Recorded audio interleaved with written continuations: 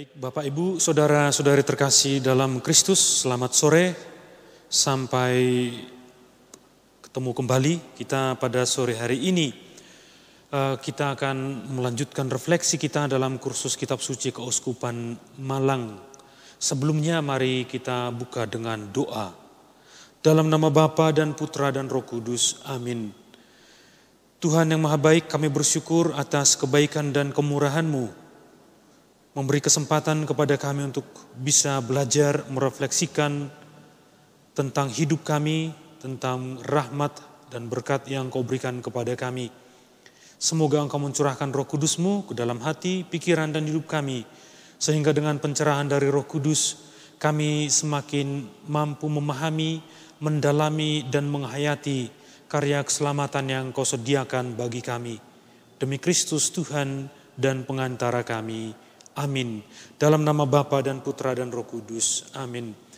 Bapak Ibu, saudara-saudari yang terkasih, kepada saya diminta untuk memberikan refleksi biblis.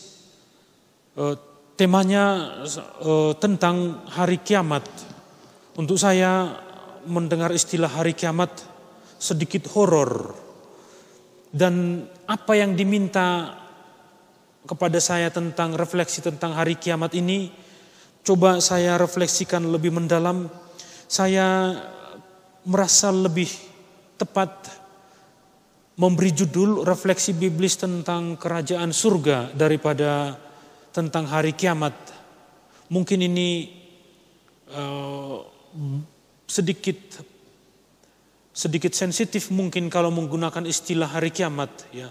Persoalannya mungkin untuk dalam diri saya sendiri, bukan di hal-hal lain. Tetapi saya merasa istilah hari kiamat itu merasa kurang nyaman. Maka saya lebih memilih temanya tentang kerajaan surga.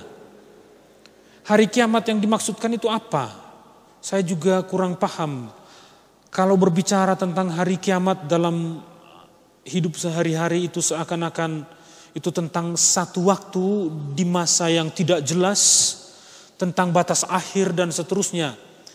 Jadi kembali lagi saya mengulangi, saya lebih nyaman, merasa lebih nyaman kalau merefleksikan tentang kerajaan surga. Dan refleksi tentang kerajaan surga ini, saya akan fokus pada satu perikop saja, yaitu tentang perjamuan nikah, perjamuan kawin, yang bisa kita temukan dalam Injil Matius, khususnya Injil Matius bab 22 ayat 1 sampai 14. Untuk mengawali refleksi ini tentunya saya akan membacakan, kita bisa membacakan kisah perjamuan kawin, perjamuan nikah dalam Injil Matius bab 22 ayat 1 sampai 14. Lalu Yesus berbicara pula dalam perumpamaan kepada mereka. Hal kerajaan surga seumpama seorang raja yang mengadakan perjamuan kawin untuk anaknya. Ia menyuruh hamba-hambanya memanggil orang-orang yang telah diundang ke perjamuan kawin itu. Tetapi orang-orang itu tidak mau datang. Ia menyuruh pula hamba-hamba lain, pesannya, katakanlah kepada orang-orang yang diundang itu, sesungguhnya hidangan telah kusediakan, lembu-lembu jantan dan ternak piaraanku telah disembelih, semuanya telah tersedia, datanglah ke perjamuan kawin ini. Tetapi orang-orang yang diundang itu tidak mengindahkannya. Ada yang pergi ke ladangnya, ada yang pergi mengurus usahanya, dan yang lain menangkap hamba-hambanya itu, menyiksanya dan membunuhnya. Maka murkalah raja itu, lalu menyuruh pasukannya ke sana untuk membinasakan pembunuh-pembunuh itu dan membakar kota mereka. Sesudah itu ia berkata kepada hamba-hambanya, perjamuan kawin telah tersedia, tetapi orang-orang yang diundang tadi tidak layak untuk itu. Sebab itu, pergilah ke persimpangan-persimpangan jalan dan undanglah setiap orang yang kamu jumpai di sana ke perjamuan kawin itu. Maka pergilah hamba-hamba itu dan mereka mengumpulkan semua orang yang dijumpainya di jalan-jalan, orang-orang jahat dan orang-orang baik, sehingga penuhlah ruangan perjamuan kawin itu dengan tamu. Ketika raja itu masuk untuk bertemu dengan tamu-tamu itu, ia melihat seorang yang tidak berpakaian pesta. Ia berkata kepadanya, "Hai saudara, bagaimana engkau masuk kemari dengan tidak mengenakan pakaian pesta?" Tetapi orang itu diam saja. Lalu kata raja itu kepada hamba-hambanya, "Ikatlah kaki dan tangannya dan campakkanlah orang itu ke dalam kegelapan yang paling gelap. Di sanalah akan terdapat ratap dan kertak gigi. Sebab banyak yang dipanggil, tetapi sedikit yang dipilih." Saudara-saudari yang terkasih dalam Kristus, dalam perikop ini kita mendengarkan perumpamaan tentang kerajaan surga yang disampaikan oleh Yesus. Yesus mencoba untuk menjelaskan tentang kerajaan surga kepada murid-muridnya. Tentunya untuk memahami perikop ini penting sekali bagi kita untuk mengetahui latar belakang konteks Injil Matius, khususnya latar belakang konteks perikop ini ditulis. Injil Matius itu ditulis sesudah tahun 70 Masehi. Dan ini ditulis diperkirakan di sekitar Palestina atau di dekat Palestina. Matius menulis Injil atau refleksi iman ini dalam konteks menanggapi krisis akibat dihancurkannya bait Allah di Yerusalem. Jadi Matius menulis ini sebagai respon reaksi terhadap krisis iman yang dialami oleh orang Yahudi, khususnya gereja perdana, para murid Kristus yang berlatar belakang Yahudi. Mereka menyaksikan pada tahun 70, sesudah tahun 70, mereka menyaksikan bagaimana bait Allah dihancurkan dan juga Yerusalem juga hancur. Yerusalem dan bait Allah yang ada di sana adalah pusat budaya bagi bangsa Yahudi. Bait Allah dan Yerusalem menjadi pusat ideologi bagi bangsa Israel. Bait Allah dan Yerusalem itu menjadi pemersatu bangsa Yahudi. Bagi mereka, Yerusalem dan bait Allah adalah bagian dari identitas. Masa depan bangsa Israel itu menjadi sangat suram. Identitas mereka sebagai bangsa terpilih itu hancur ketika bait Allah dan kota mereka dihancurkan. Mereka mengalami krisis iman ketika identitas mereka sebagai bangsa terpilih itu jatuh ke tangan asing. Bait Allah hancur, Yerusalem hancur.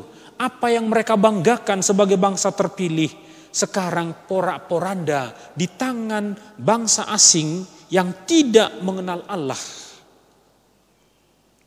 Mereka tidak mempunyai bait Allah lagi. Mereka tidak punya tempat untuk mempersembahkan kurban kepada Allah. Dan itu membuat mereka sangat terpukul. Bangsa Israel membangun identitas dirinya bersama-sama dengan membangun bait Allah. Tetapi sekarang identitas itu hancur. Mereka tidak punya tempat untuk membangun, untuk mempersembahkan kurban untuk Allah. Itu artinya bagi mereka tempat kediaman Allah sudah hancur. Dan lebih lanjut, itu artinya Allah sudah tidak berpihak kepada mereka. Allah sudah tidak berdiam lagi bersama-sama mereka. Ini sangat memukul bangsa Israel. Ini sangat memukul dan sangat mempermalukan orang Yahudi, termasuk orang Yahudi yang sudah menjadi murid Kristus. Mereka tidak lagi mempunyai kebanggaan dengan kota mereka karena Yerusalem sudah hancur. Pada saat yang seperti itu, satu-satunya yang bisa mereka pegang sebagai harapan yang belum hancur hanya satu, yaitu kitab Taurat. Maka Taurat menjadi pegangan penting bagi mereka. Taurat itu menjadi sangat berarti bagi mereka karena mereka tidak lagi bisa mengandalkan bait Allah, tidak lagi bisa mengandalkan kota Yerusalem.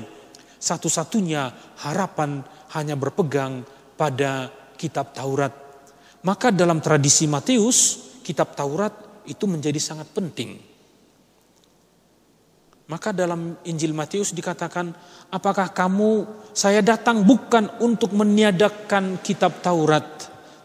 Bahkan satu iota pun tidak akan dihilangkan. Itu terdapat, bisa kita temukan dalam Injil Matius. Nah, dalam keadaan krisis yang demikian, bagi banyak orang Yahudi, termasuk orang Kristen Yahudi, mereka tetap berharap dan menantikan agar bait Allah bisa dibangun kembali. Mereka berharap supaya Yerusalem baru bisa dipulihkan kembali. Maka sesudah tahun 70, sesudah mereka menyaksikan bait Allah hancur, Yerusalem hancur, masih ada sedikit harapan dalam benak orang Yahudi, termasuk orang Kristen Yahudi. Mereka berharap Yerusalem baru bisa berdiri kembali, bait Allah bisa didirikan kembali. Itulah konteks kitab suci Injil Matius ditulis. Hancurnya bait Allah dan kota Yerusalem membawa banyak orang Yahudi, khususnya Kristen Yahudi, yang mengalami pengucilan sampai pada pertanyaan-pertanyaan mendasar dalam hidup mereka. Ketika menyaksikan simbol-simbol yang paling mendasar dalam hidup mereka hancur, mereka mulai mempertanyakan, mereka sampai pada pertanyaan-pertanyaan paling pokok dalam hidup mereka. Bagaimana mungkin Tuhan mengizinkan kehancuran ini terjadi? Bagaimana mungkin Tuhan membiarkan penderitaan datang menimpa orang-orang pilihannya? Bisa dibayangkan bagaimana orang Kristen Yahudi itu sangat terpukul. Mereka menerima ajaran Yesus, mereka menerima janji dari Tuhan Yesus. Tetapi akibat mereka baptisan yang mereka terima, mereka dikucilkan oleh sesama bangsa Yahudi. Sesama bangsa Yahudi saja sudah mengucilkan mereka. Sekarang penjajah Romawi juga menghancurkan harapan mereka. Lihat betapa terpukulnya orang Kristen Yahudi atau komunitas Matius pada saat itu. Bangsa Israel dalam sejarah sebelumnya juga sudah pernah mengalami penghancuran bait Allah dan kota Yerusalem.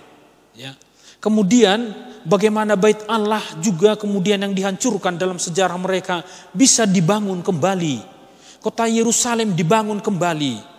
Ini terdapat dalam sejarah bangsa Yahudi, dalam sejarah bangsa Israel. Itu bisa kita temukan dalam kitab Esra. Nah, bayang-bayang sejarah bangsa Israel yang terdapat dalam kitab Esra ini juga ternyata masuk dalam tradisi bangsa Yahudi, khususnya dalam komunitas Matius. Injil Matius ini akhirnya ditulis dalam situasi jemaat gereja perdana yang sedang menantikan dunia yang lebih baik. Mereka sedang menantikan keadaan yang lebih baik daripada saat yang mereka hadapi saat itu, di mana mereka terjajah, tertindas, dan terkucilkan. Bapak, Ibu, saudara-saudara yang terkasih dalam Kristus, itulah latar belakang konteks Injil Matius ditulis, khususnya ketika kita ingin memahami perikop yang kita dengarkan tadi, bahwa Matius atau komunitas Matius mengenal latar belakang bagaimana bait Allah dihancurkan, Yerusalem dihancurkan, satu-satunya pegangan yang mereka miliki ialah kitab Taurat. Kemudian mereka yang berpegang pada kitab Taurat ini, mereka tahu dan sadar sejarah mereka di masa lampau pernah mengalami hal yang sama. Yerusalem dihancurkan, bait Allah juga dihancurkan. Tetapi pada zaman Esra, bait Allah dibangun kembali. Yerusalem dibangun kembali. Maka komunitas Matius juga berharap, mereka bermimpi bait Allah akan dibangun kembali dan Yerusalem yang baru akan berdiri tegak kembali. Inilah latar belakang konteksnya. Dan ini akan membantu kita memahami perikop yang kita dengarkan tadi. Mungkin ada baiknya kita mencoba mendalami ayat demi ayat. Dalam ayat pertama dan ayat kedua, tadi kita mendengarkan, lalu Yesus berbicara pula dalam perumpamaan kepada mereka, hal kerajaan surga seumpama seorang raja yang mengadakan perjamuan kawin untuk anaknya. Apa refleksi yang bisa kita petik dari ayat-ayat ini? Kita mendengarkan Yesus mengatakan tentang kerajaan surga. Apa arti kerajaan surga? Mengapa Yesus memilih kata atau istilah kerajaan surga? Tentunya kerajaan surga yang dipakai Yesus atau yang dipilih oleh Injil Matius itu adalah istilah yang lazim, yang tidak asing untuk komunitasnya. Makna kerajaan surga di sini ialah situasi yang paling ideal. Kerajaan surga itu ialah seumpama. Maka Yesus mau mengatakan situasi yang paling ideal itu seperti apa? Itulah yang dimaksudkan oleh Yesus dengan istilah kerajaan surga. Mengapa Yesus menawarkan sebuah situasi yang ideal? Karena komunitas Matius saat itu berada dalam situasi yang tidak ideal. Mereka terjajah, mereka tersingkirkan, mereka tidak punya identitas. Karena apa? Identitas mereka hancur. Bait Allah yang mereka banggakan sudah runtuh. Yerusalem yang mereka bangun semua juga sudah terjajah porak-poranda. Situasi saat itu tidak ideal. Maka Yesus menawarkan situasi yang ideal itu adalah seperti ini. Kerajaan surga itu adalah seperti ini. Ya. Itulah yang disampaikan oleh Yesus. Maka dia berbicara tentang kerajaan surga. Dunia yang sedang dialami oleh jemaat gereja perdana sedang mengalami krisis. Maka Yesus menawarkan situasi yang paling ideal. Apa yang selama ini mereka banggakan hilang. Bait Allah sudah hancur. Ya. Tidak ada yang mereka bisa banggakan. Maka ide tentang kerajaan surga menjadi tema yang menarik yang ditawarkan oleh Matius kepada gereja perdana, khususnya kepada komunitasnya. Dan konsep mereka tentang kerajaan surga itu terinspirasi dari kitab Esra, ya, yang lazim ditemukan dalam diri orang Yahudi termasuk Kristen Yahudi. Ketika mereka melihat bait Allah hancur, maka mereka mencari referensi dalam sejarah mereka, yakni dalam kitab Esra. Kerajaan surga yang mereka rindukan itu ialah keadaan yang paling ideal, yang berbeda dengan saat yang mereka alami saat itu. Dalam ayat-ayat pertama dan ayat kedua tadi kita mendengarkan, Yesus juga menggunakan istilah seorang raja. Apa makna seorang raja? Seorang raja di sini ialah pemilik otoritas. Ya. Pemilik otoritas yang tentunya berbeda dari penjajah yang saat itu sedang mengeksploitasi komunitas Matius. Seorang raja ini adalah seorang yang ideal. Ya. Seorang yang ideal yang mau mengundang banyak orang datang ke perjamuan kawin, di mana disediakan kegembiraan kepada para undangan. Inilah orang yang ideal, raja yang ideal.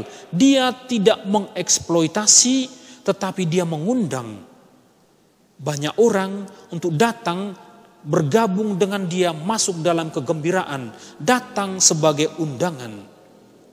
Inisiatif untuk mengadakan pesta datang dari raja. Ini mau menggambarkan juga bahwa kerajaan Allah atau akhir zaman itu bukan produk dari prestasi manusia, melainkan murni perbuatan Allah. Itulah yang mau disampaikan oleh Yesus lewat perumpamaan itu. Ya. Jadi kerajaan Allah atau akhir zaman itu murni datang dari inisiatif Allah. Ya. Itu murni berada dalam kendali Allah, bukan inisiatif manusia, bukan produk dari prestasi manusia. Itulah yang mau disampaikan oleh Yesus dalam ayat 1 dan 2. Dalam ayat 3 dikatakan, ia menyuruh hamba-hambanya memanggil orang-orang yang telah diundang ke perjamuan kawin itu. Tetapi orang-orang itu tidak mau datang. Apa pesan Tuhan atau apa pesan Injil Matius dalam ayat 3 ini? Orang-orang yang telah diundang itu siapa? Apa makna dibalik kata orang-orang yang telah diundang? Biasanya seseorang yang diundang ke suatu pesta adalah orang yang sudah dikenal atau setidaknya identitasnya jelas. Ketika kita diundang datang ke suatu pesta, itu berarti kita dihormati, kita sedang dihargai, kita sedang diorangkan. Tidak mungkin ada orang yang mau mengundang seseorang yang tidak dikenal sama sekali, atau orang yang tidak dia hormati lalu diundang, itu tidak mungkin.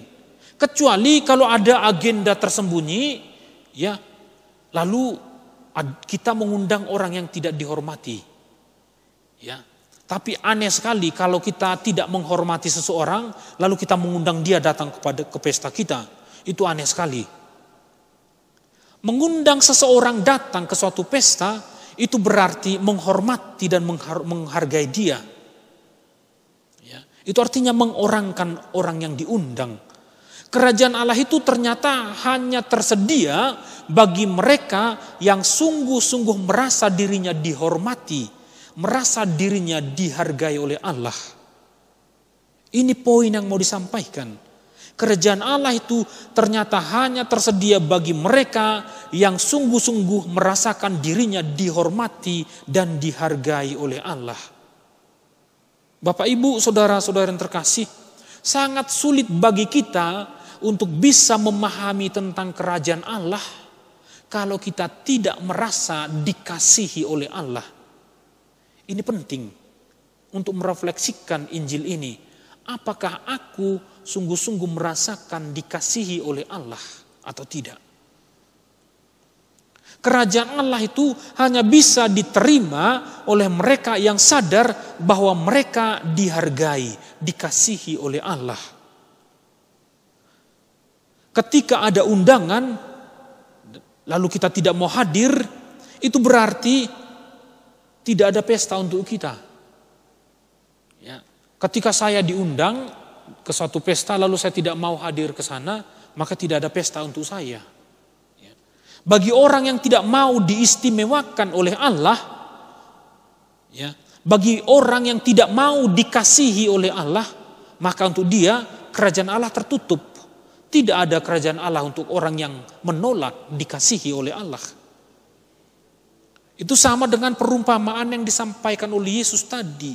Ketika raja mengundang dan undangan tidak mau datang, itu artinya dia tidak mau berdialog, dia tidak mau berkomunikasi, dia tidak mau berasosiasi dengan raja yang mengundang. Artinya untuk kita, kerajaan Allah juga ternyata sebuah dialog antara Allah atau raja dengan undangan antara Allah dengan kita. Jadi kerajaan Allah itu bukan pertama-tama soal tempat atau waktu atau apa, tetapi kerajaan Allah itu juga ternyata soal dialog antara Allah yang mempunyai inisiatif menyatakan dirinya kepada kita, lalu kita menanggapinya. Maka di sanalah kerajaan Allah terjadi. Kita bisa melanjutkan refleksi kita dalam ayat keempat. Ia menyuruh pula hamba-hamba lain, pesannya, katakanlah kepada orang-orang yang diundang itu, sesungguhnya hidangan telah kusediakan, lembu-lembu jantan dan ternak piaraanku telah disembelih. Semuanya telah tersedia, datanglah ke perjamuan kawin ini. Raja yang mengadakan pesta itu sungguh-sungguh serius dalam menghargai dan mendialogkan dirinya dengan undangan. Jadi para hamba sudah disuruh untuk datang, mengundang undangan supaya datang, kemudian ditolak, kemudian raja sekali lagi mengutus hamba-hambanya, menekankan sekali lagi supaya undangan datang. Mengapa sampai seperti itu, sampai 2 kali? Raja ini mau menekankan bahwa dia sungguh-sungguh serius dalam mengundang. Dia serius dalam menghormati, dalam menghargai undangan. Keseriusan itu nampak dari kerelaannya menyuruh hambanya untuk mengundang sekali lagi. Bahkan mengatakan bahwa segala sesuatu yang diperlukan untuk pesta, untuk menghormati para undangan sudah disediakan. Betapa seriusnya raja ini dalam mengundang undangannya. Betapa seriusnya Tuhan Allah ketika Dia ingin menyelamatkan kita. Betapa berharganya kita untuk Allah. Sampai sebegitu besar Dia mengundang kita. Itu yang mau ditekankan oleh Yesus lewat perumpamaannya. Raja sudah sangat serius dalam mengistimewakan undangan. Tuhan Allah sudah sangat serius dalam mengistimewakan kita.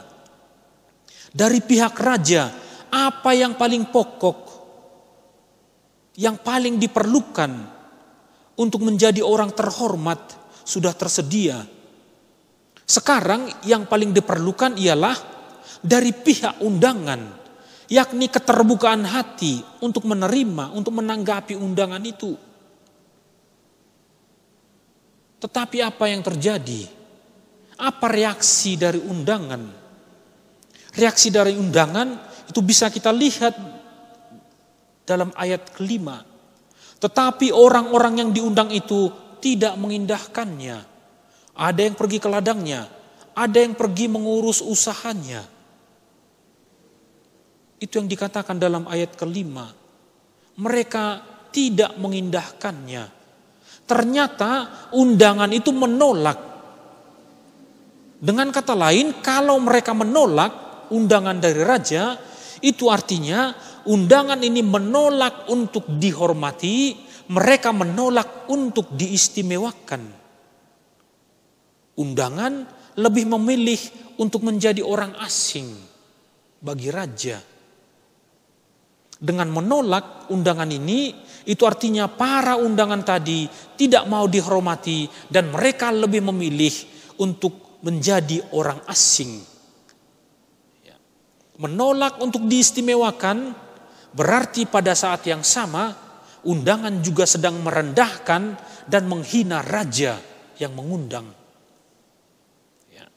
Ini.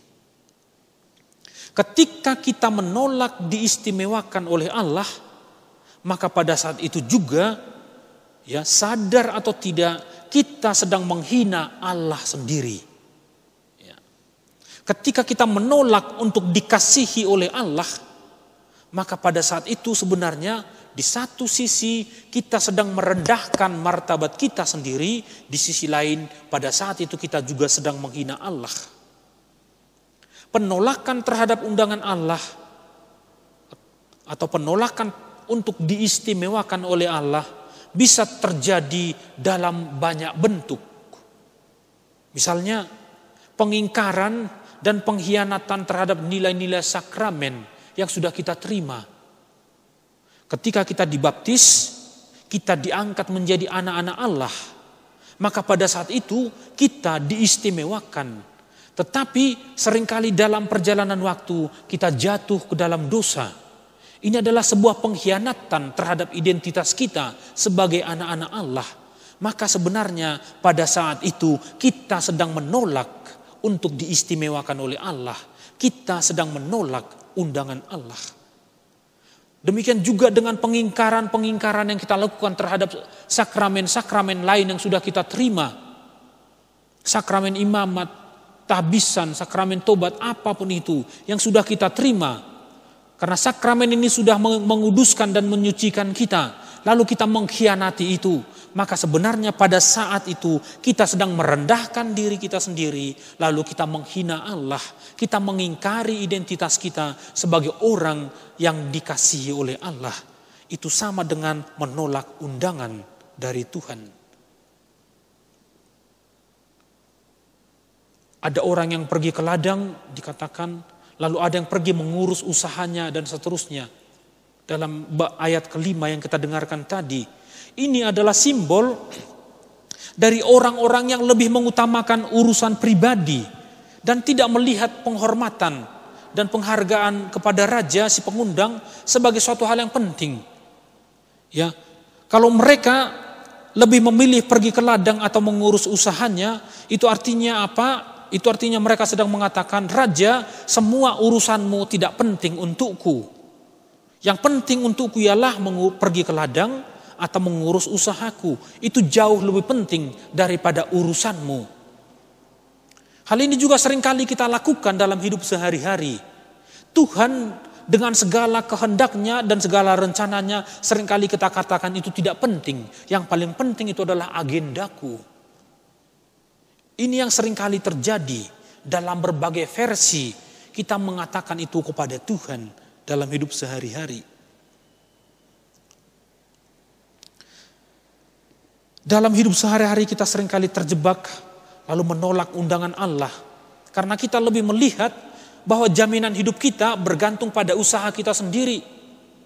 Jaminan hidup kita itu lebih bisa kita pastikan pada prestasi kita. Kita merasa ladang kita lah yang memberi kita makan, memberi kita hidup. Tuhan tidak. Maka kita menolak undangan Tuhan. Menolak undangan raja lalu pergi mengurus usaha sendiri juga berarti menolak melibatkan raja dalam hidup mereka. Dan ini adalah gambaran dari orang-orang. Ini adalah gambaran dari orang-orang yang menolak untuk melibatkan Allah dalam hidupnya. Dan hanya percaya kepada kemampuan dan prestasinya sendiri. Bapak, Ibu, saudara-saudara yang terkasih, inilah arti ayat kelima yang disampaikan oleh Yesus dalam perumpamaannya untuk kita. Para undangan menolak undangan raja. Dan penolakan itu juga terjadi hingga zaman sekarang ini.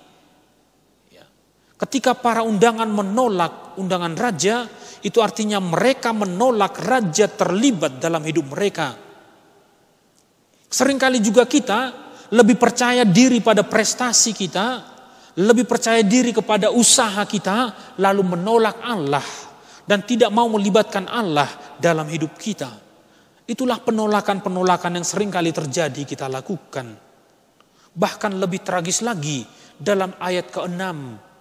Dikatakan, dan yang lain menangkap hamba-hambanya itu, menyiksanya dan membunuhnya. Lihat, ini menjadi sangat brutal. Perilaku orang-orang yang diundang tadi adalah perilaku orang-orang yang tidak terhormat. Perilaku dari orang-orang yang tidak pantas dihormati. Mengapa? Karena mereka menangkap, menyiksa dan membunuh. Semakin terlihat bahwa para undangan yang tadinya dihormati oleh raja, dihargai oleh raja, ternyata mereka berperilaku bukan lagi sebagai orang terhormat.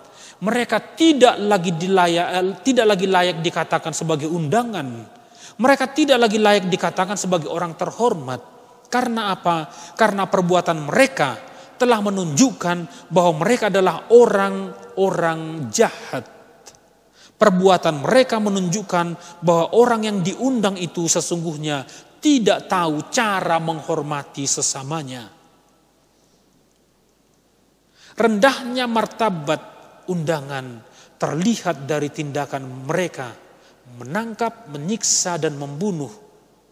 Dan itu terjadi karena mereka melihat baik itu pesta maupun utusan raja sebagai penghalang bagi mereka untuk mengurus usahanya, sebagai penghalang untuk mereka untuk bekerja di ladangnya.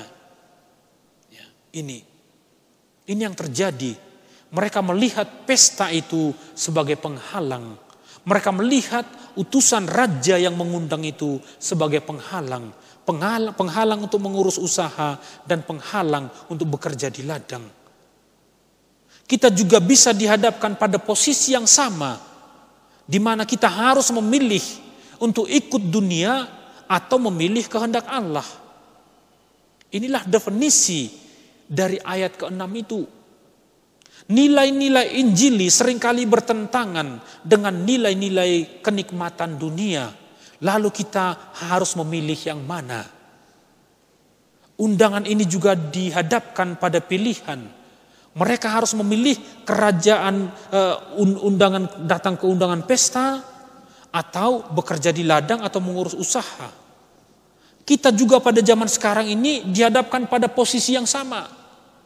Kita mau memilih yang mana?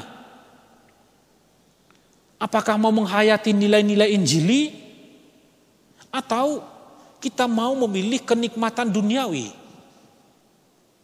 Ini posisi yang sama. Yesus sangat cerdik dalam menyampaikan perumpamaan ini kepada kita. Bagi sejumlah orang, nilai-nilai Injili dan orang yang mewartakan Injil dengan tulus seringkali dianggap sebagai penghalang dan harus disingkirkan.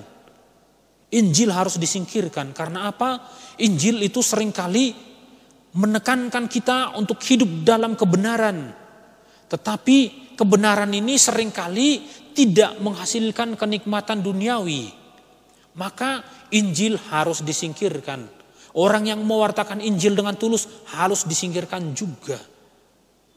Itu sebabnya banyak orang benar yang harus dibungkam, bahkan dibunuh, karena menjadi penghalang bagi mereka, ya, bagi mereka yang mengejar kesenangan dunia. Maka dalam situasi yang demikian, apa yang terjadi? Dalam ayat yang ke-7 dikatakan, maka murkalah raja itu, lalu menyuruh pasukannya ke sana untuk membinasakan pembunuh-pembunuh itu dan membakar kota mereka. Membinasakan pembunuh. Lihat, sekarang nama mereka bukan lagi undangan, tetapi pembunuh. Karena itulah titel yang tepat diberikan kepada mereka. Mereka tidak lagi tepat dikatakan sebagai undangan.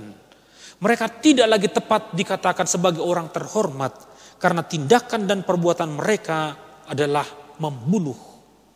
Maka dikatakan membinasakan pembunuh. Membinasakan pembunuh itu artinya apa? Artinya membuat para pembunuh itu tidak ada lagi. Ini artinya apa? Kita bukan siapa-siapa tanpa Allah. Para pembunuh atau undangan yang tidak layak ini sesudah dibinasakan, mereka tidak akan ada lagi. Mereka bukan siapa-siapa sebenarnya. Maka Tuhan, bagi di hadapan Tuhan, ketika kita menolak untuk diselamatkan, kita bukan siapa-siapa. Kita tidak ada. Kebinasaan adalah dampak dari dosa. Maka membinasakan pembunuh itu artinya apa? Bukannya Tuhan Allah senang kalau mereka itu binasa, bukannya Tuhan itu senang mereka tidak ada, tidak. Tetapi para pembunuh ini harus menanggung akibat dari perbuatan mereka. Merekalah yang memilih untuk tidak datang ke pesta. Merekalah yang memilih untuk lebih asik bekerja di ladang, mengurus usahanya. Dengan konsekuensi mereka binasa. Tuhan Allah tidak menghendaki seorang pun binasa. Tetapi ketika ada orang binasa karena dosanya, itu bukan karena Allah yang menghendaki, tetapi karena manusia yang berdosa itu sendirilah yang memilih untuk binasa. Kebinasaan adalah konsekuensi dari dosa. Para undangan yang menjadi pembunuh itu sebelumnya merasa dirinya ada. Karena mereka punya ladang, mereka punya usaha. Maka oleh raja, ya, mereka dibuat menjadi tidak ada. Ya, mereka dibuat menjadi tidak ada. Dengan cara apa? Dengan cara mereka dibinasakan. Baik Bapak Ibu yang terkasih dalam Kristus, dalam ayat ini juga kita mendengarkan disebutkan membakar kota mereka. Apa arti membakar kota mereka? Kota dalam konteks Injil Matius di sini ya, kota Yerusalem adalah simbol identitas orang Yahudi dan menjadi kebanggaan mereka. Pada akhirnya itu dibakar, dibinasakan, porak-poranda. Kebanggaan, gengsi, status yang kita bangun sesungguhnya tidak ada artinya, ya, dan bisa hancur dalam waktu singkat, ya. Bisa hancur, bisa runtuh ketika kita melepaskan diri dari Allah. Alasan kebanggaan inilah yang membuat para undangan menolak datang ke pesta, dan akhirnya apa yang mereka banggakan itu akhirnya dihancurkan. Identitas yang kita bangun dengan kekuatan sendiri dan dengan prestasi sendiri itu tidak pernah kekal. Sama seperti kota yang dibangun oleh manusia ternyata bisa hancur. Demikian juga identitas kita bisa hancur. Apa yang kita banggakan bisa punah dalam waktu singkat ketika kita terpisah dari Allah. Itulah yang mau disampaikan oleh Yesus sebagai peringatan kepada para murid yang menolak untuk bertobat.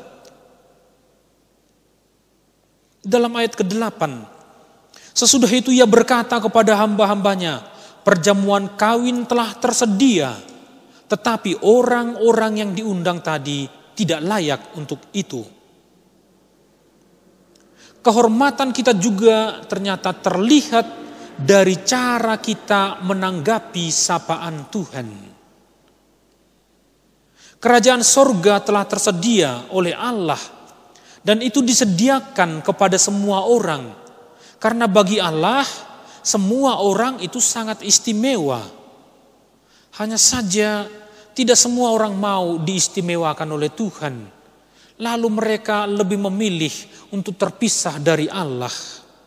Seperti para undangan yang pergi memilih untuk pergi bekerja di ladang atau mengurus usahanya. Dalam ayat 9, sebab itu pergilah ke persimpangan-persimpangan jalan dan undanglah setiap orang yang kamu jumpai di sana ke perjamuan kawin itu. Persimpangan jalan. Apa maksud persimpangan jalan? Orang seperti apa yang biasanya ditemui di persimpangan jalan? Mengapa Yesus memilih kata persimpangan jalan?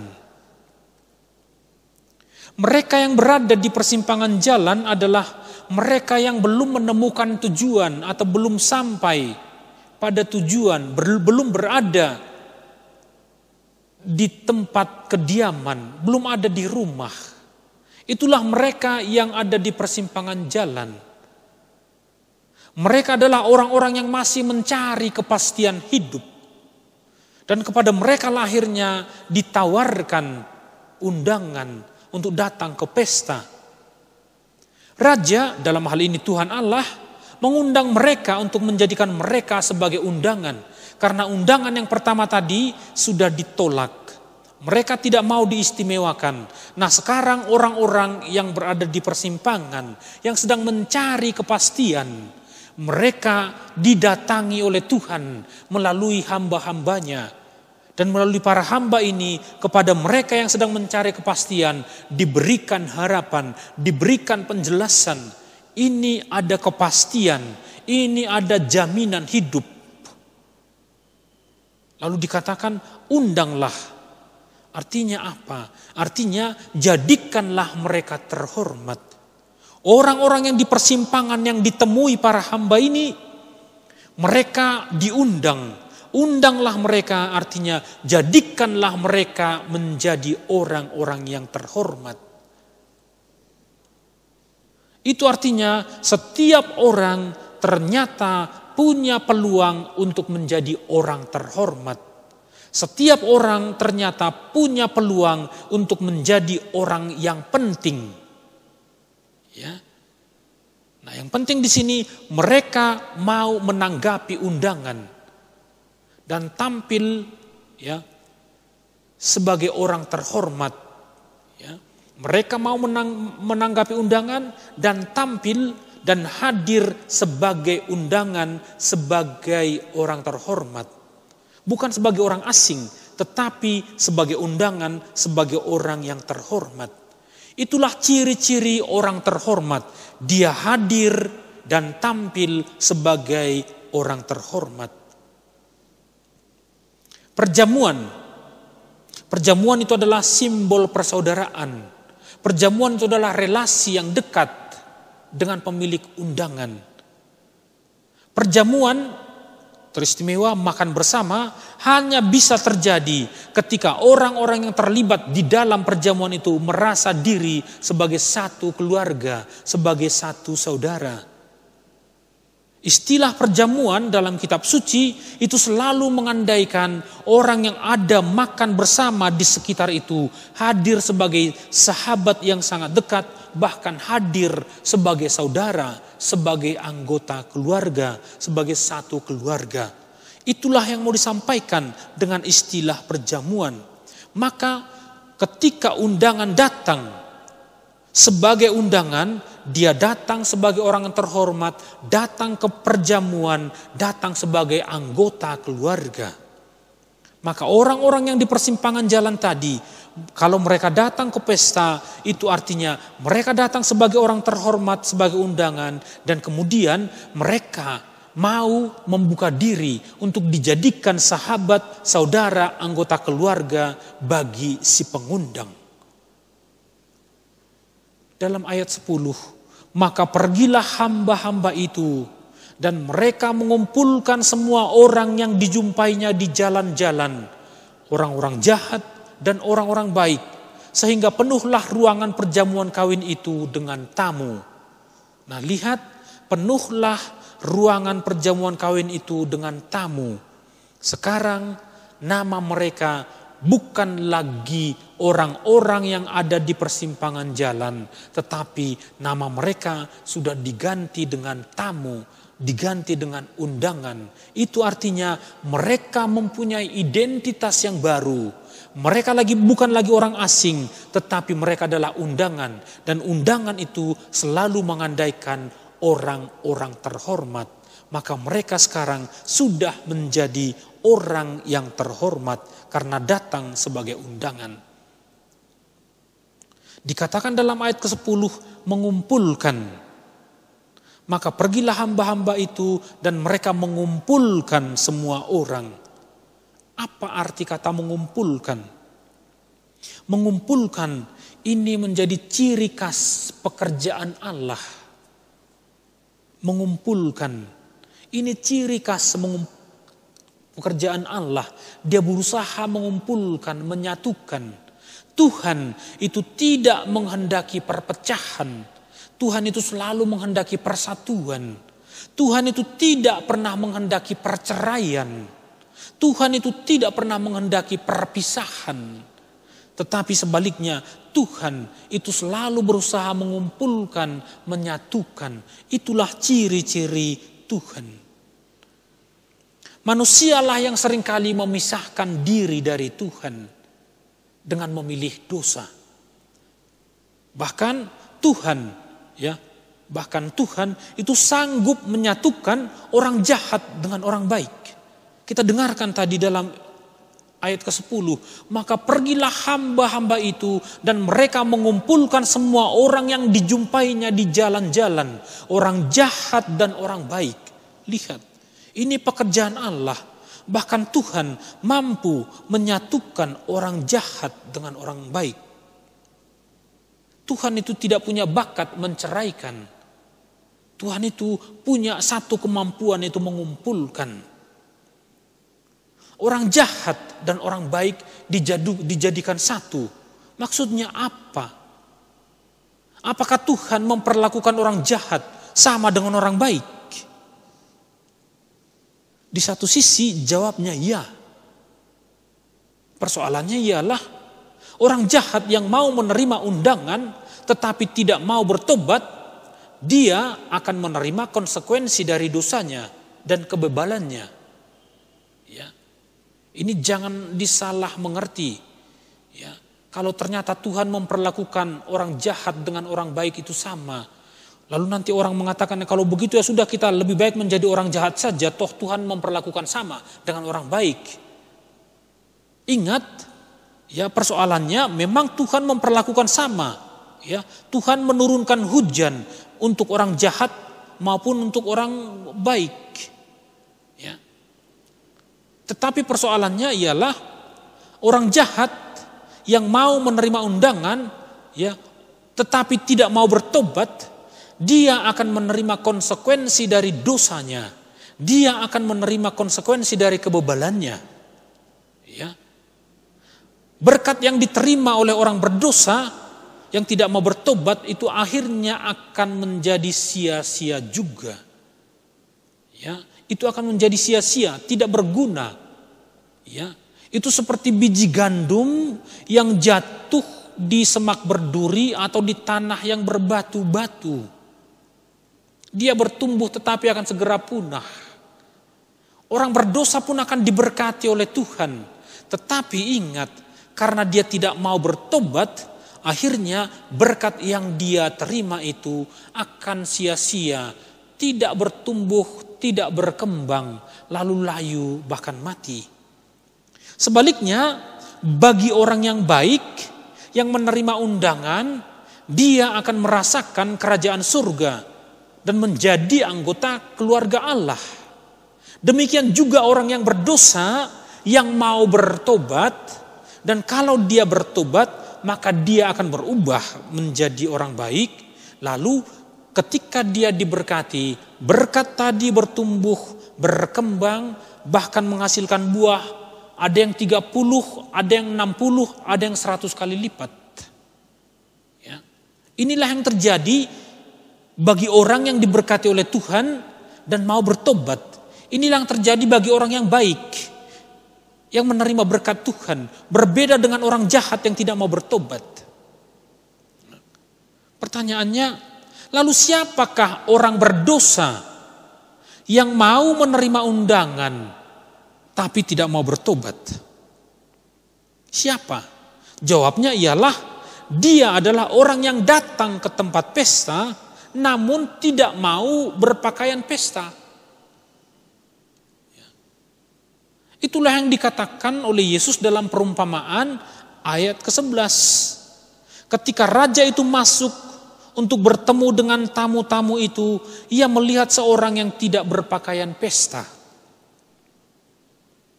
Tadi para hamba sudah pergi ke jalan-jalan, mengumpulkan semua orang supaya datang ke pesta. Orang baik maupun orang jahat dikumpulkan. Mereka datang ke pesta sebagai undangan, dan nama mereka berubah menjadi tamu undangan. Mereka menjadi orang terhormat. Tapi ternyata di antara mereka ada tamu yang tidak berpakaian pesta. Inilah orang jahat dan tidak mau bertobat. Menggunakan pakaian pesta itu mengindikasikan kesiapsediaan undangan untuk hadir dalam pesta. Ya. Terkadang kalau berpikir sepintas, ya lewat perumpamaan ini raja ini aneh. Ketika dia mengundang orang-orang yang terhormat, mereka tidak mau datang, dia marah kepada orang yang tidak mau datang. Sekarang dia mengundang orang-orang dari jalanan, dari persimpangan jalan, lalu mereka datang, tetapi karena ada yang datang tidak mengenakan pesta, lalu dia marah. Ya. Nggak datang ke pesta dimarahi, datang ke pesta dimarahi juga. Lalu yang benar itu yang mana? Yang benar itu ialah kalau diundang datang ke pesta, datanglah sebagai undangan. Kalau kita mau menunjukkan kita sebagai undangan, maka tampillah sebagai undangan. Ukurannya apa? Ukurannya datanglah menggunakan pakaian pesta. Nah, orang ini datang ke pesta tetapi tidak mengenakan pakaian pesta. Maka inilah yang membuat raja menjadi marah. Ya. Kalau datang mengenakan pakaian pesta, itu berarti dia datang sebagai undangan, sebagai orang terhormat yang tahu menghormati raja, yang tahu menghormati si pengundang.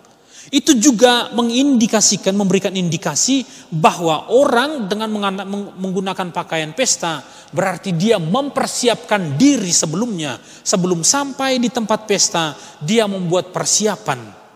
Persiapannya apa? Dia mengenakan pakaian pesta. Ya. Hal ini juga lah yang disampaikan oleh Yesus dalam perumpamaan lain.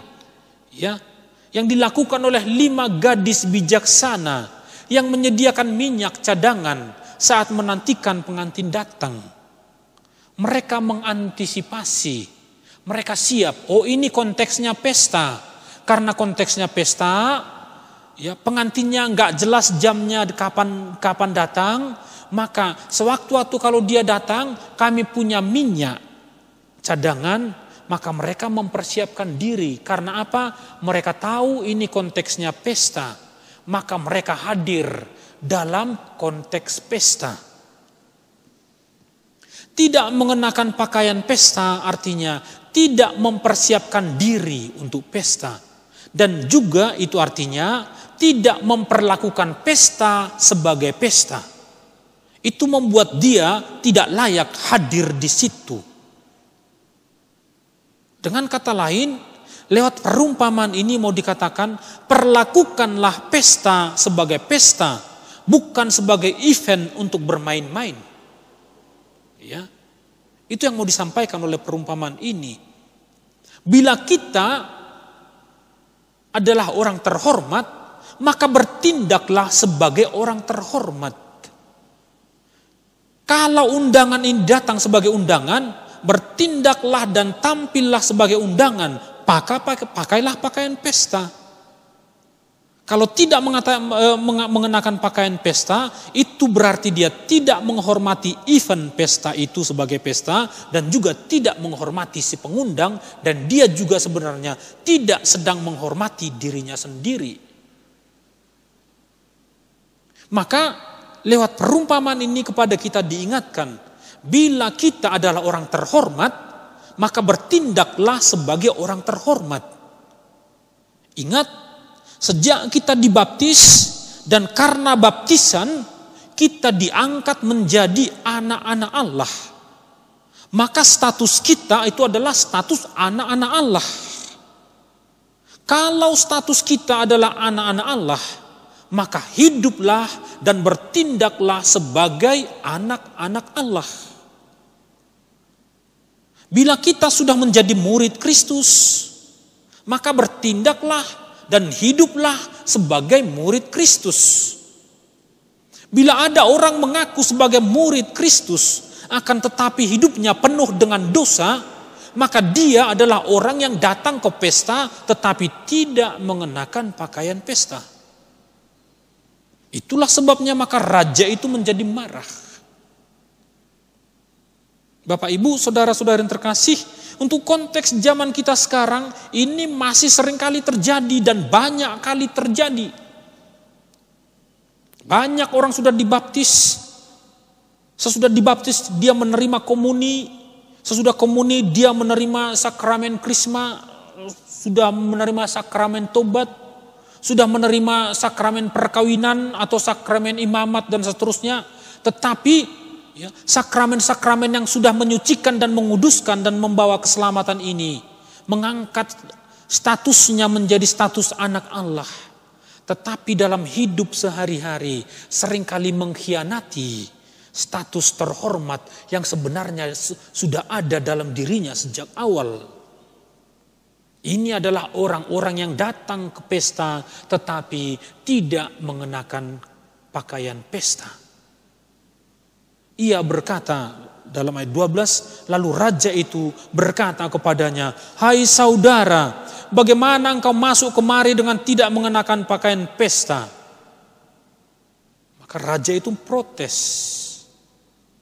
Dia menuntut pertanggungjawaban. Kalau kamu datang ke pesta, datanglah sebagai undangan dan bertindaklah sebagai undangan. Ukurannya apa? Pakai pakaian pesta. Mengapa kamu datang kemari tidak mengenakan pakaian pesta? Lalu orang itu diam saja. Raja itu memanggil dia saudara. Karena apa? Karena raja tahu ini adalah sebuah perjamuan. Ini adalah sebuah pesta. Orang yang datang ke pesta ini adalah orang-orang yang dia anggap sebagai saudara.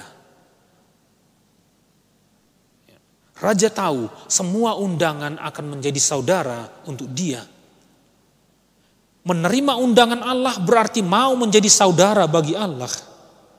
Artinya mau menjadi anggota keluarga Allah. Lihat betapa berharganya kita ketika kita diundang oleh Allah. Dan setiap hari Tuhan Allah mengundang kita. Pakaian pesta. Apa arti pakaian pesta? Pakaian pesta itu menunjukkan identitas. Identitas kita akan terlihat dari cara kita berpakaian. Dan konteks suatu pesta terlihat dari cara berpakaian orang yang hadir dalam pesta yang bersangkutan. Lalu akhirnya karena orang yang tidak berpakaian pesta itu tidak bertanggung jawab atas statusnya, maka kata raja itu kepada hamba-hambanya, ikatlah kaki dan tangannya dan campakkanlah orang itu ke dalam kegelapan yang paling gelap. Di sanalah akan terdapat ratap dan kertak gigi. Itulah cara menghukum orang yang tidak mengenal Allah pada zaman kuno. Pendosa itu artinya pendosa akan menerima konsekuensi dari perbuatannya. Orang yang tidak mau bertobat akan menerima konsekuensi dari perbuatannya. Bukannya Tuhan Allah yang menghukum, tidak. Tetapi pendosa itu sendirilah yang memilih hukumannya. Dan dialah yang menghukum dirinya sendiri atas pilihannya yang tidak mau bertobat. Dalam ayat ke-14 dikatakan, sebab banyak yang dipanggil tetapi sedikit yang dipilih. Ini mau mengatakan tidak semua orang mau menanggapi tawaran keselamatan dari Allah. Tuhan Allah menawarkan karya keselamatan kepada semua orang, tetapi hanya sedikit yang mau memilih untuk diselamatkan. Tidak semua orang ternyata berminat kepada kerajaan surga. Karena apa? Karena masih terikat dan masih terjebak dengan dunia.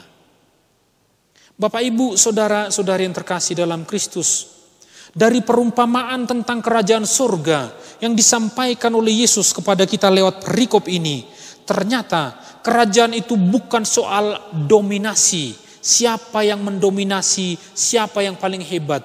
Ternyata kerajaan Allah itu bukan pertama-tama soal enak atau tidak, bukan soal siapa penguasa atau tidak. Ternyata kerajaan Allah itu soal bagaimana kita mau menanggapi tawaran karya keselamatan Allah. Bagaimana hati kita terbuka terhadap undangan dari Allah. Dan bagaimana kita bertanggung jawab atas status kita sebagai orang terhormat. Dari pihak Allah, kerajaan Allah itu sudah terbuka bagi semua orang. Bahwa Allah mengundang semua orang. Pertanyaannya, apakah kita siap menanggapi undangan ini atau tidak? Para saudara yang terkasih dalam Kristus, soal hari kiamat, soal kerajaan Allah itu ternyata juga pertama-tama soal bagaimana kita membuka hati, membuka diri, dan terbuka terhadap undangan Allah. Terbuka untuk mau menjadi orang terhormat. Lewat baptisan, lewat sakramen-sakramen yang kita terima, kita sudah diangkat menjadi anak-anak Allah. Maka tampillah, hiduplah sebagai anak-anak Allah. Dan pada saat itu kita akan bisa memahami arti kerajaan Allah bagi hidup kita. Amin. Dalam nama Bapa dan Putra dan Roh Kudus. Amin. Allah Bapa yang Maha Baik, kami bersyukur semoga refleksi iman yang kami adakan pada kesempatan ini dapat membantu kami memahami karya keselamatan yang Kau sediakan kepada kami. Semoga kami semua bertanggung jawab atas status kami sebagai anak-anak Allah. Dan pertanggungjawaban itu kami ungkapkan lewat tindakan nyata sehari-hari. Dan semoga melalui kesaksian hidup kami, nama-Mu semakin dimuliakan. Sebab Engkaulah Tuhan kami, kini dan sepanjang masa. Amin. Dalam nama Bapa dan Putra dan Roh Kudus. Amin.